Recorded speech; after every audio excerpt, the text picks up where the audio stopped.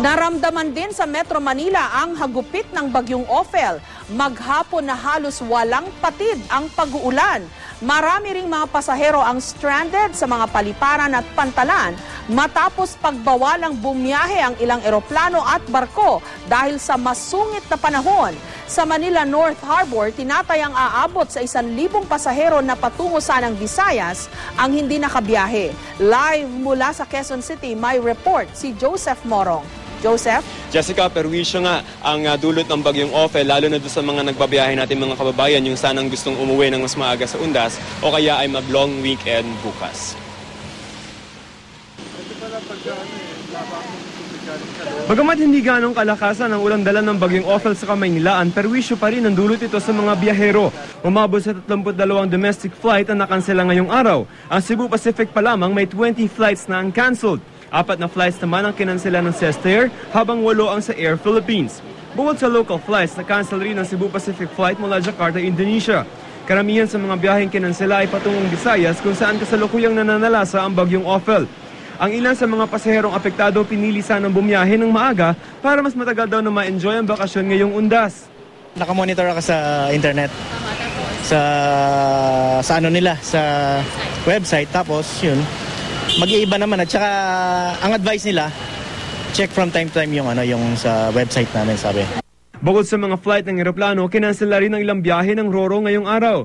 Maaga na nag-abiso ang mga Roro bus na kanselado ang kanilang mga biyahe kaya't walang naabalang biyahero. Kalmado ang dagat sa Manila Bay pero hindi ito dahilan para hindi harangin muna ng Coast Guard ang biyahe ng ilang barko. Sa Manila North Harbor, stranded ang tinatayang lampas 1,000 pasahero ng barkong Bacolod at Cebu Sana. Ang ilan sa mga foam na muna natulog tulad ng mga batang ito. Pero sabi ng kapitan ng barko, wala naman daw dapat ikabahala ang mga pasahero. Yung barko, nagbibigay kami ng free na pagkain, breakfast, lunch at saka dinner. Hanggang ilang araw kung ma-stranded kami dito sa puerto. Yun nga lamang, may mga ilang mapagsamantalang sumasalisi. Isa sa mga stranded na pasahero, si Felix Masuela, nawala ng laptop sa cabin. Pagbalik ko, sabi ko, wala yung tao. Pagtingin ko sa laptop ko, wala na. Bakit hinayaan yung lumabas? Sabi daw niya, wala naman daw siyang panginangawakan na pwedeng i-hold kasi hindi nila hawak na desisyon ng tao daw kung umalis. So hinayaan, sir. Sabi ko, sir, this oras yun, sir. Dapat hinold nyo. Sabi niya magpaparefund daw ng ticket. Sabi ng Coast Guard ay papayagan lamang nilang maglayag yung mga barko na stranded kapag inalis na ng Pag-asa yung public storm signal warning. At ngayon, sa kasalukuyan ay nasa signal number 1 ang Metro Manila, Jessica. Joseph, narinig natin yung na-interview na namamahala ng barko, no? Libre yung pagkain para sa mga stranded na pasahero dun sa barkong yon. Would you know if this is a matter of policy para sa lahat ng barko and also para sa mga airline? Yung sa mga barko muna, no, tinanong natin yung Coast Guard kung may binibigyan na assistance yung gobyerno doon sa mga na-stranded kasi baka pwedeng per company yung policy, no? But as far as that particular shipping line is concerned, meron.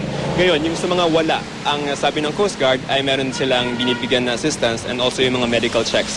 Kasi minsan baka mamaya magtagal ng ilang araw yung mga ma-stranded na pasahero. Sa mga airlines, yung iba kasi umuwi na lamang at ang advisory ng halimbawa yung Cebu Pacific ay they can accommodate yung mga pasahero na na-cancel yung flight sa next available flight. Kung hindi naman ay pwede mag-rebook within 30 days nang walang penalty sa kanila, Jessica. Sa mga bus company, alam ko yung iba nagbibigay din ng libreng meal. Sana lahat din, no? Kasi kawawa yung mga pauwi na eksakto lang ang pera. That's correct, ma'am. Kasi di ba may mga sa taon-taon natin pag-cover dun sa mga exodus, so to speak, tuwing Undas.